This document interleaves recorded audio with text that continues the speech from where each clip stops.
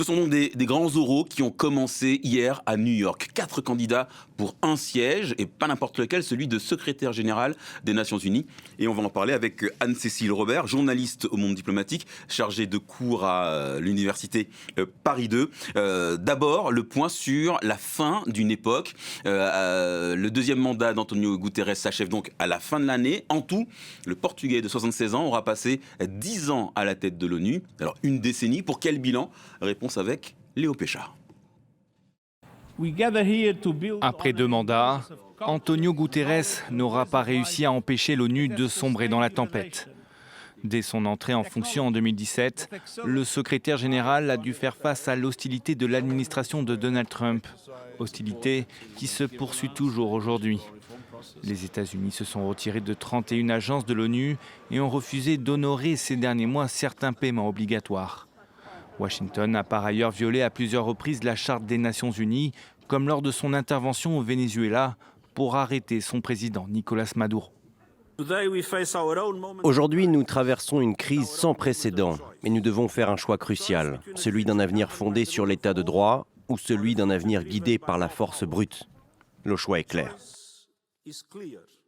Antonio Guterres reste par ailleurs impuissant face au conflit en Ukraine qui dure depuis plus de 4 ans. Et ce, malgré ses nombreux appels à un cessez-le-feu et les condamnations de l'invasion russe en Ukraine.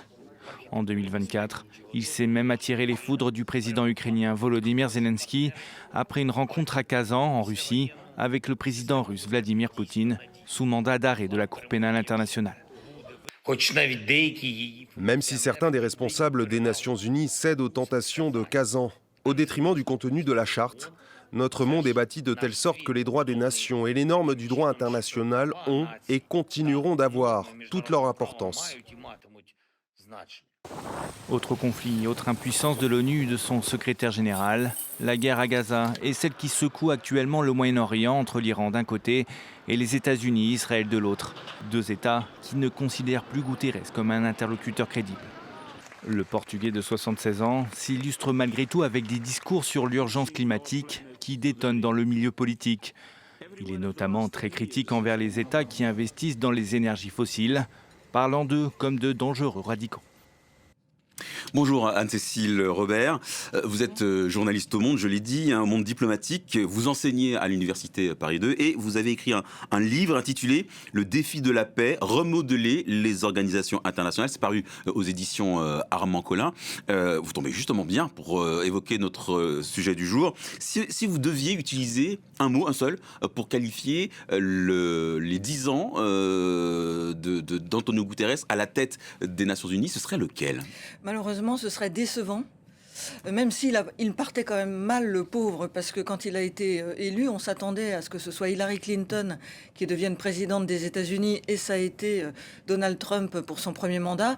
Donc les conditions n'étaient pas idéales, mais on attendait quand même beaucoup de quelqu'un qui avait été à la tête du Haut Commissariat des Nations Unies pour les réfugiés, où il avait plutôt rempli sa tâche correctement.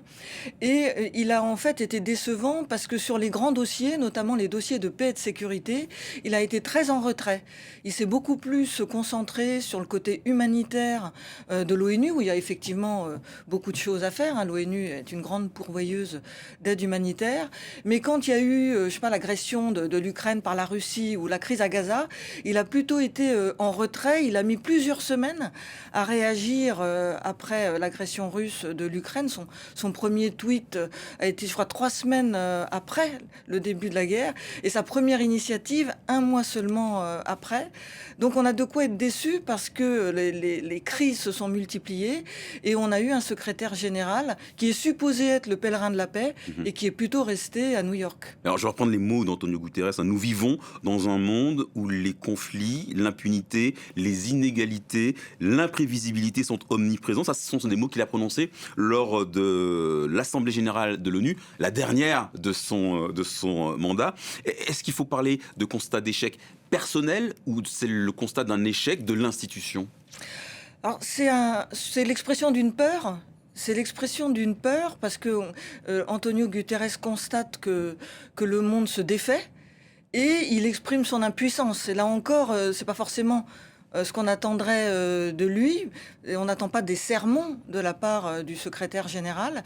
Et sa peur, c'est que ce changement de monde s'accompagne d'une disparition de l'ONU, donc une espèce de cri d'alarme, mais qui malheureusement, et je reviens de New York où j'ai rencontré beaucoup de gens, n'est pas accompagné d'une action de sa part pour essayer de préserver l'institution.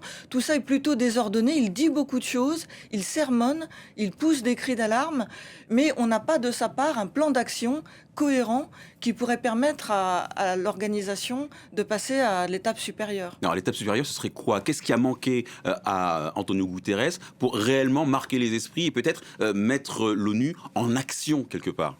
Je pense qu'il a manqué d'analyse. C'est terrible de l'enfoncer, le pauvre, parce que tout, malheureusement... C'est un poste qui n'est pas facile. Voilà, c'est un poste, c'est le pire job de la Terre, disait je ne sais plus qui. Et en plus, les circonstances sont exceptionnelles. Quand vous avez deux membres permanents du Conseil de sécurité, la Russie et les États-Unis, qui se mettent à violer la charte de l'ONU d'une manière éhontée, faut reconnaître que pour n'importe quel secrétaire général, même particulièrement talentueux, c'est compliqué. Mais ce qu'on peut lui reprocher, c'est de ne pas avoir su donner une direction à l'organisation. C'est-à-dire que quand tout devient confus, quand ceux qui sont supposés être vertueux ne le sont plus, eh bien, c'est à celui qui garde la maison de dire, voilà, la direction c'est ça, et la direction de l'ONU, c'est quoi principalement? C'est la paix et la sécurité. Et donc c'est de dire... Voilà, vous avez peut-être, aux États membres, vous avez peut-être des conflits, des différends, mais rappelez-vous pourquoi, il y a 80 ans, vous avez créé l'ONU. C'est justement pour que, en cas de différend, vous ayez un outil pour résoudre ces différends de manière pacifique. Pourtant, Antonio Guterres a martelé, répété, toujours à la tribune de l'Assemblée générale des Nations unies, que la charte des Nations unies n'était pas un outil à géométrie variable. Ça ne suffit pas ? Ça ne suffit pas si vous ne mettez pas en place immédiatement derrière une action diplomatique. C'est-à-dire, on aurait besoin de sa part d'un savoir-faire diplomatique. C'est-à-dire, une fois que vous avez rappelé la règle, il faut que vous alliez voir les uns et les autres, que vous ayez avec vous une équipe de diplomates pour savoir à qui s'adresser, quoi dire, à qui, quelles initiatives prendre. Et là, on a eu un petit peu un saut dans le vide. Une fois qu'il a parlé, eh bien, il ne se passe rien. Alors, Antonio Guterres qui a dénoncé l'érosion du droit international, on peut se poser la question quand on voit je vais mettre d'énormes guillemets au mot, inaction.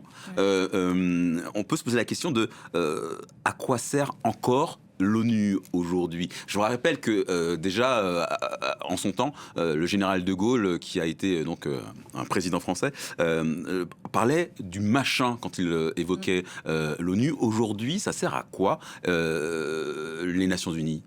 Alors déjà, rappelons que l'ONU n'est pas un gouvernement mondial. C'est-à-dire quand on dit que fait l'ONU ou quand on accuse l'ONU d'incapacité, en fait on accuse les États. Ce sont les États qui gardent la main, c'est une organisation intergouvernementale.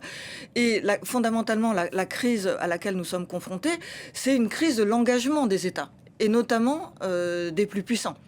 Mais à quoi sert l'ONU ? En fait, en réalité, à plein de choses. D'abord, l'ONU, même encore au moment où nous parlons, est un lieu où on produit des normes. L'année dernière, c'est l'ONU qui a servi de cadre à la négociation d'un grand traité sur la protection des océans, par exemple. Sujet fondamental en ce moment. C'est à l'ONU qu'on a adopté la première résolution mondiale sur l'intelligence artificielle. Donc c'est un cadre où on définit des règles. Une autre chose très importante à laquelle sert l'ONU, c'est distribuer de l'aide humanitaire, des soins, des médicaments à manger. Au moment où nous parlons, il y a des millions de gens qui seraient morts, littéralement, s'il n'y avait pas le programme alimentaire mondial, s'il n'y avait pas l'Organisation mondiale de la santé, pour soigner, distribuer à manger, y compris à Gaza ou en Ukraine. Et d'ailleurs, il y a plus de 300 agents de l'ONU qui ont été tués depuis 2 ans dans le cadre de leur action. Et une autre chose très importante à laquelle sert l'ONU, c'est un forum. C'est-à-dire c'est un lieu où les États, les 193 États, se retrouvent, travaillent en permanence pour discuter, alors que dans le temps, au 19e siècle, par exemple, il fallait convoquer des conférences intergouvernementales, trouver un lieu, se mettre d'accord sur des règles. Là, on a un forum qui existe avec des lieux, des procédures que les gens connaissent. Et malgré le bazar actuel et des échecs spectaculaires concernant par exemple l'Ukraine ou Gaza, ce forum continue de fonctionner. C'est-à-dire l'Assemblée générale est le lieu de discussion très importante en ce moment. Le Conseil de sécurité lui-même continue de fonctionner. Il adopte une 40aine de résolutions par an. Et c'est important d'avoir un forum comme ça parce qu'on sait que les crises naissent ou s'aggravent du manque de dialogue. Donc avoir un lieu où on sait qu'on peut discuter, en étant en pleine connaissance des règles du jeu, c'est extrêmement important. Mais est-ce que vous avez l'impression que l'ONU est encore respectée ? Je prends le cas du Liban où des soldats de la FINUL ont été visés par... pour ce qui concerne des Italiens, des tirs de sommation. Pour des Français, ils sont tombés dans une embuscade. On a vraiment l'impression que, voilà, quand on est estampillé ONU, on n'est pas beaucoup plus respecté que ça, en fait, sur le terrain. Là aussi, c'est un peu ambigu parce que effectivement, on peut se demander même dans certains cas si avoir le badge de l'ONU ne vous transforme pas en cible quand on voit ce qui se passe, je sais pas, au Soudan ou à Gaza. Mais là où c'est ambigu, c'est que on voit que les États membres, y compris par exemple les États-Unis, qui ont violé la charte de l'ONU en attaquant l'Iran avec Israël, viennent toujours devant le Conseil de sécurité. Donc ils sont toujours présents ? C'est toujours présent. Ils sont actifs au sein ? Ils sont toujours actifs au sein. Et même, ils envoient par exemple le secrétaire d'État Marco Rubio. C'est-à-dire, ils envoient des personnalités de très haut rang et ils discutent, au moment où nous parlons, ils discutent non seulement de ce qui va se passer dans le futur sur le Golfe, mais ils discutent sur l'Afghanistan, ils discutent sur le Myanmar, ils discutent sur le Soudan, ils discutent sur Haïti, et ils discutent avec les Chinois, avec les Russes, avec tout le monde, avec les membres non permanents. Donc ils sont extrêmement actifs. Ils font acte de multilatéralisme alors qu'ils vomissent en même temps sur le même multilatéralisme. Il y a quand même pas mal de paradoxes dans tout ça. C'est un peu à la carte. Et c'est ça le problème, c'est qu'ils choisissent le moment où ils viennent devant l'ONU et le moment où ils vont passer à autre chose.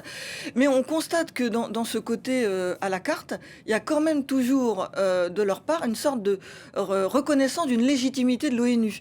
Même l'histoire du Conseil de la paix créé par Trump, c'est quand même passé par le Conseil de sécurité.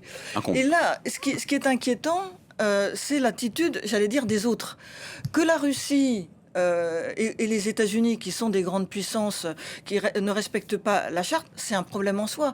Mais ce qui est plus grave, c'est que ceux qui devraient être les bons élèves, et je pense notamment aux pays de l'Union européenne, à la France, etc., ne sont pas extrêmement actifs pour dire à ces grands pays, quand même, respecter la règle commune. C'est-à-dire, la France a été capable hier de dire ces 4 vérités à Vladimir Poutine sur l'Ukraine en créant, vous savez, un tribunal international. Mais la France n'a pas le courage de dire à Israël arrêtez de canarder nos casques bleus, de dire à Trump il faudrait quand même respecter la charte. On est quand même beaucoup plus en retrait, alors que la gravité de la situation nécessiterait du courage, notamment de la part d'un pays comme la France qui reste malgré tout un pays respecté, de dire non. De la même manière qu'on critique, qu'on condamne les actions de la Russie, qu'on a raison de le faire, il faudrait critiquer les actions des États-Unis et d'Israël, qui sont des États puissants et dont la responsabilité est très grande. Attaquer le Liban, ce n'est pas plus normal que d'attaquer l'Ukraine. Vous l'avez évoqué tout à l'heure, l'ONU a célébré ses 80 ans l'année dernière. Est-ce que cette institution a aujourd'hui tous les outils pour mener une action adaptée à l'époque? Est-ce qu'aujourd'hui, l'ONU n'est pas un petit peu vieillissante? Alors, elle a tous les outils sur le papier. Mais comme c'est une organisation qui dépend de ces États, si ces États ne jouent pas le jeu, elle peut très bien, petit à petit, mourir, s'endormir. Et les moyens, c'est quoi? C'est l'argent. Les États-Unis ont coupé le budget de plusieurs organisations de l'ONU. Ils ont des arriérés de paiement très importants. Et malheureusement, encore une fois, les Européens n'ont pas joué leur rôle parce qu'ils n'ont pas bouché le trou financier laissé par les États-Unis. Et puis, les moyens, eh bien, c'est d'avoir un engagement de la part des États pour respecter les règles. Et le rôle du futur secrétaire général, ce sera de trouver les voies et moyens de convaincre les États, y compris les plus puissants, que utiliser l'ONU, la maintenir en vie, c'est dans leur intérêt. Il y a une illusion, il faut vraiment insister là-dessus, il y a une illusion de la force. rien de durable ne se fonde sur la force. C'est une illusion de la part des États-Unis ou d'Israël ou de la Russie de considérer que parce qu'on est puissant à un moment donné, notamment militairement, on va pouvoir installer durablement sa domination. Ça ne marche pas. Sur la durée, il faut, pour que votre domination perdure, que vous soyez respecté. Et donc, qu'à un moment donné, vous respectiez les règles du jeu. Alors, vous l'avez évoqué, hein, l'argent, c'est quand même le nerf de la guerre. 3,4 milliards de budget pour l'ONU, en baisse de 7% d'une année sur l'autre. Les États-Unis, c'est plus de 20% de ce budget. Washington, vous l'avez dit, hein, a refusé d'honorer certains paiements obligatoires. Comment est-ce que l'ONU peut tenir quand son premier financeur s'oppose à ce multilatéralisme et refuse de signer des chèques qui sont dus? Notons au passage quand même qu'on ne parle pas de sommes colossales, hein. Je veux dire, 3,5 milliards comparé, je sais pas, au budget de Google ou d'Amazon où c'est des dizaines de milliards. Je veux dire, là, on chipote sur des trucs qui sont vraiment pas si importants que ça. Alors, comment faire quand un État ne paye pas, et notamment le premier d'entre eux qui est les États-Unis? Ben, c'est là que l'Union européenne pourrait... elle a une masse critique quand même, déjà complétée avec des contributions volontaires, et puis négocier concernant les contributions obligatoires avec la Chine, les États-Unis, pour combler le trou. C'est quand même très préoccupant que l'Union européenne, qui défend l'état de droit et qui a été construit depuis plusieurs décennies sur l'idée que le droit devait l'emporter sur la force, soit incapable de peser alors qu'on est 500 millions d'habitants, qu'on a beaucoup d'argent. Donc ça serait... Ça voudrait dire quoi? Ça voudrait dire que l'Union européenne devrait mettre, par exemple, Washington à l'amende, carrément? Déjà, faire respecter la charte. Normalement, quand vous ne payez pas, on peut suspendre vos droits de vote. Alors ça, c'est compliqué parce que c'est les États-Unis. Mais au moins compenser là où il y a des contributions obligatoires, notamment pour tous les programmes humanitaires. Et puis après, on a la possibilité aussi de réfléchir à des financements alternatifs. Souvenez-vous, à une époque, Jacques Chirac avait proposé une taxe sur les billets d'avion. Il y a peut-être des choses comme ça, une taxe sur les transactions financières qui existe de manière embryonnaire dans certains cas, de manière à créer une forme d'autonomie financière de l'ONU, c'est-à-dire ne pas la rendre dépendante du versement volontaire d'un État. Il y a plein d'idées, mais il faut un rapport de force politique et une volonté pour les mettre en œuvre. Et alors on va parler des successeurs maintenant, hein, parce que le processus de désignation, c'est celui des auditions. Chaque candidat a 3 heures pour exposer son projet, répondre aux questions. Qu'est-ce qui fait la différence entre chaque candidat? Comment est-ce qu'on peut se démarquer? Alors, les candidats doivent recueillir évidemment un vote à l'Assemblée générale, et ils se démarquent en fait par leur histoire et aussi par leur capacité à créer un rapport de force, en particulier avec les fameux 5 membres permanents du Conseil de sécurité de l'ONU, dont l'accord est obligatoire. C'est-à-dire c'est l'Assemblée générale qui va voter au dernier moment, mais sur proposition du Conseil de sécurité et donc possibilité d'un veto. Et donc là, tout va se jouer de la part des 4 candidats sur leur capacité à obtenir soit l'accord des 5 membres, soit l'abstention, membre permanent, soit l'abstention bienveillante de l'un d'entre eux. Alors, 4 candidats, hein, on l'a dit, un Africain et 3 représentants d'Amérique latine, dont 2 femmes. Ce serait une première, ça, si une femme devait être choisie. On parle beaucoup de Michelle Bachelet, l'ancienne présidente du Chili, qui a par ailleurs été haut commissaire de l'ONU pour les droits de l'homme. Est-ce qu'elle a une chance? Alors, normalement, c'est un latino-américain de prendre le poste, puisque vous savez qu'à l'ONU, il y a une coutume, on fait tourner par continent. Et donc là, c'est le tour de l'Amérique latine. Donc, logiquement, ça sera pas Macky Sall, ça sera l'un des 3. Michelle Bachelet est une très bonne candidate parce qu'elle a une expérience de haut niveau, mais elle a un handicap, c'est qu'elle n'est pas très populaire auprès des Chinois depuis qu'elle a fait un rapport sur les Ouïghours. Celui dont on parle le plus, mais tout ça, on est vraiment au tout début du processus, c'est Raphaël Grossi, parce que... patron de l'AIEA. Voilà, l'AIEA, et son profil correspondrait au contexte, puisqu'il a l'habitude de négocier avec les grands, y compris les plus turbulents, y compris les grands méchants. Et dans la période qui s'ouvre, ce savoir-faire, cette capacité à discuter avec les grandes puissances, notamment nucléaires, sera extrêmement utile, puisque si on veut que l'ONU survive, il va falloir qu'elle montre qu'elle est capable quand même, malgré l'envie de se battre des grandes puissances, de résoudre les conflits, de proposer des médiations et de remettre la diplomatie à l'honneur. Alors, on le voit à l'antenne, hein, Monsieur Grossi. C'est donc le préféré d'Anne-Cécile Robert, a priori. Non, je n'ai pas de préféré. Mais C'est celui dont je reviens de New York et son nom circulait, c'est celui beaucoup. dont le nom circule le plus. Oui. Parce qu'il y a aussi Rebecca Greenspan. Ouais. Elle est directrice de l'agence de l'ONU pour le commerce et le développement. Elle a négocié l'initiative de la mer Noire pour permettre la circulation, enfin le transit des céréales ukrainiennes malgré l'invasion russe. Ça pas être une piste de réflexion? Si, effectivement, et elle a pour elle qu'elle a une grande capacité d'entre-gens. C'est-à-dire c'est quelqu'un qui connaît beaucoup de monde, qui voyage beaucoup et qui a un savoir-faire pour se mettre en valeur dans les milieux diplomatiques. Donc c'est une très bonne candidate. C'est pas la plus connue, hein. Elle a peut-être un petit déficit de notoriété. Oui, alors Costa Rica, ça peut jouer aussi, puisque, bon, voilà, l'histoire de ce pays par rapport aux questions militaires. Mais, et puis peut-être que les États membres vont avoir envie de choisir une femme, même si j'ai entendu aussi tout à fait entre nous des choses un peu misogynes, c'est-à-dire oui, on va quand même pas nommer une femme au moment où il y a des enjeux de guerre et de sécurité, comme si on entend encore des trucs. Vous avez entendu ça dans les allées de New York? Oui, dans les allées de New York. Bah oui, c'est quand même extrêmement misogyne et complètement archaïque de croire que parce qu'on est une femme, on ne saurait pas s'occuper de questions militaires.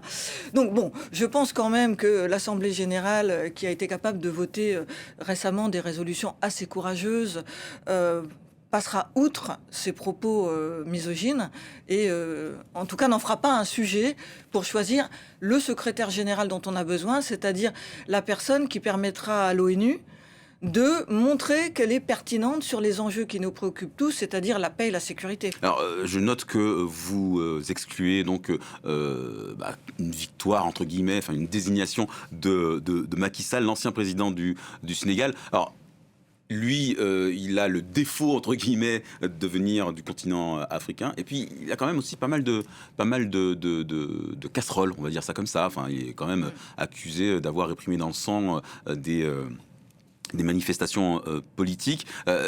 Vous qui revenez de New York, comment est-ce que son nom est perçu dans les allées de On n'en parle pas beaucoup. On n'en parle pas beaucoup et quand on l'évoque, c'est pour évoquer sa sortie ratée. Sa fin de présidence où il a voulu prolonger son mandat, ce qui a beaucoup déçu. Alors que je me souviens qu'il y a 2 ans, au moment de la négociation justement sur l'initiative de la mer Noire sur les céréales, où les Africains avaient été impliqués, ils s'étaient déplacés, vous vous souvenez, à Kiev et à Moscou. Macky Sall avait joué un rôle important. Il était pris au sérieux, il était considéré. Mais le fait qu'il ait voulu, à la fin de son mandat à la présidence du Sénégal, se maintenir, et puis qu'il ait utilisé la force et qu'il y avait plusieurs dizaines de Sénégalais tués dans des répressions policières, ça a vraiment joué en sa défaveur et il n'a pas reçu le soutien de l'Union africaine. Il n'est pas beaucoup soutenu par son propre continent, donc ça démarre quand même assez mal pour lui. Alors, est-ce que vous savez si, du côté du Conseil de sécurité, on a déjà un ou une favori? Pour l'instant, à ce stade, non.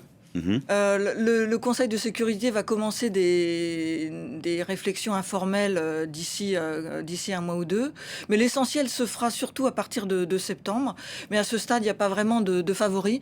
Même si on murmure que les Américains aimeraient bien que ce soit Raphaël Grossi. Alors Raphaël Grossi qui... Mais on murmure, hein, c'est des choses qu'on murmure. Oui, bien sûr, bien entendu. Alors, ça, j'imagine bien que les allées des Nations Unies bruissent de rumeurs. Raphaël Grossi, vous l'évoquiez, qui met en avant sa volonté de sauver l'humanité du fléau de la guerre. Alors, je ne veux pas minimiser l'impact des mots de ces candidats, mais est-ce qu'il n'y a pas une part d'idéalisme dans ce genre de propos? En fait, préserver les générations futures du fléau de la guerre, c'est dans le préambule de la charte de l'ONU. Il faut quand même dire qu'en 80 ans, l'ONU a bien servi et a bien rempli sa tâche. Beaucoup d'études ont montré qu'elle a joué un rôle dans la solution de plusieurs crises, comme la crise des missiles de Cuba, par exemple, en 1962, et que d'une manière générale, elle a joué un rôle plus ou moins important dans la plupart des crises, et qu'elle a contribué à désamorcer au quotidien des malentendus. Donc il ne faut pas non plus caricaturer. C'est vrai qu'on est frappé par l'échec concernant l'Ukraine et Gaza, mais en 80 ans, le bilan est plutôt intéressant. L'ONU a rempli sa tâche. Merci Anne-Cécile Robert. Je rappelle que vous êtes journaliste au Monde, vous êtes enseignante aussi à... Monde diplomatique. Monde diplomatique, pardon, à chaque fois j'oublie le deuxième mot. Chargé de cours à l'Université Paris 2. Et je rappelle le titre de votre dernier ouvrage paru, Le défi de la paix, remodeler les organisations internationales, aux éditions Armand Collin. On marque une petite pause et on se retrouve dans un instant pour la suite de Paris Direct.